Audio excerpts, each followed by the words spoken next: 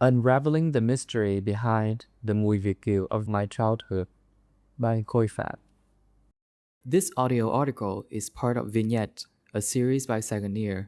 Vignette is a series of tiny essays from our writers where we reflect, observe, and wax poetic about the tiny things in life.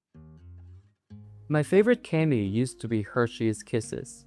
Wrapped in colorful, sparkling foil, these little nubs of decadence made me feel special as a child, not just because of their sugary sweetness, but also because, for much of Vietnam's contemporary history, you could only enjoy them if you had relatives abroad.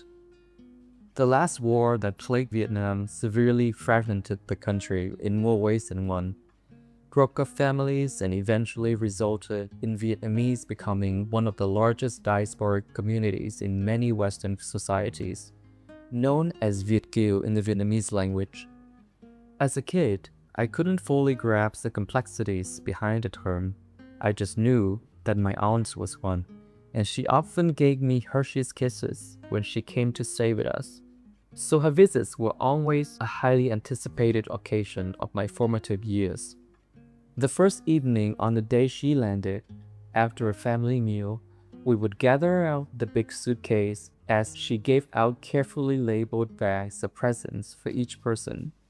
Over the years, her visits had blurred into one amorphous blob in my memory, so I struggled to remember what I received. I remember the diverse range of kisses colors, but mostly what remains ingrained in my mind is the fragrance of her luggage. It is a distinctive yet malleable aroma, or even amalgam of aromas that's hard to put into words. A mystifying Mùi Việt Kiều. Mùi Việt Kiều, in my memory, was neither a perfume nor from any recognizable artificial smell genres like floral, herb, or fruit. It wasn't detergent or food forward, it just was. As an adult, I've forgotten about it until a few weeks ago. A curious TikTok video popped up on my feed, advertising a bottle of laundry essential oil with authentic Hương Việt Kiều. It was astonishing because, for the longest time, I've always assumed I was alone in noticing its existence, but somebody out there has not only identified it, but also commercialized it. I've shared my observations with friends and colleagues, and while everybody confirmed they too have sensed Mùi Việt Kiều, no one can pinpoint what it is exactly, apart from vague claims like, "Oh, I'll know it when I smell it." The comment section beneath the laundry oil video was much more illuminating and helpful. Someone claims it's the smell of Irish spring soaps, while others are sure that it comes from Bell's dry sheets and Aquafresh toothpaste. Energized by possibilities, I made the next best decision, obtained every suggested item in the theories, and did smell tests. This is the point where I have to admit that there's no closure at the end of this journey.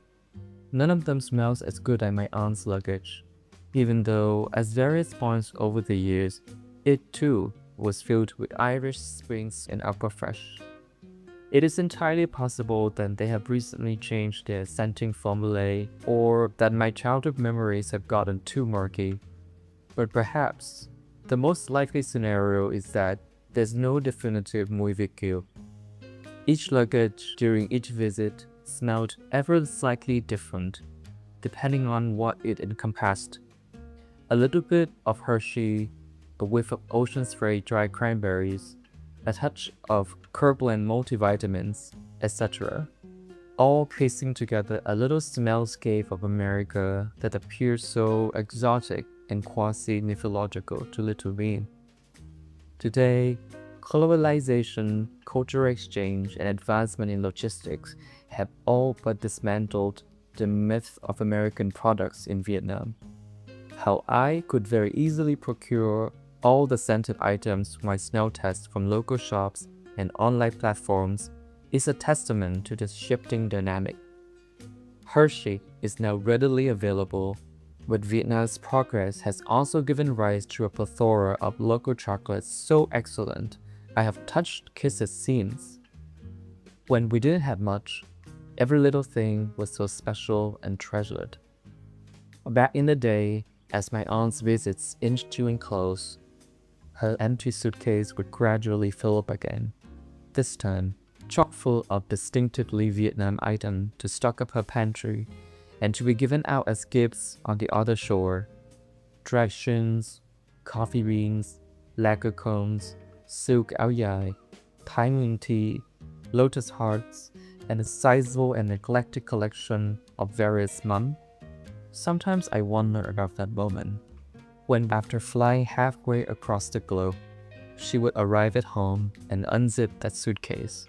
Does it give out a distinctive smell too? A mystifying Mùi Việt that's hard to put into words. Thank you for listening to this piece from the Saguenay archives. To view this article and find more stories about Vietnam, accompanied by original photographs, illustrations, and videos, visit saguenay.com or follow the link in the description.